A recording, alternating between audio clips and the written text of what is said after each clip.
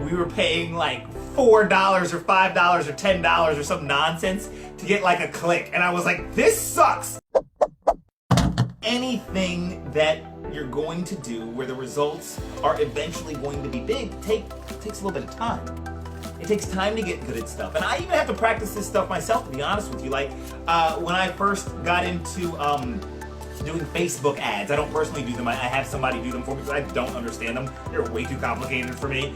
But when we first got into it, like, we turned the ads on and we were paying like $4 or $5 or $10 or some nonsense to get like a click. And I was like, this sucks. And she was like, calm your ass down, Devon.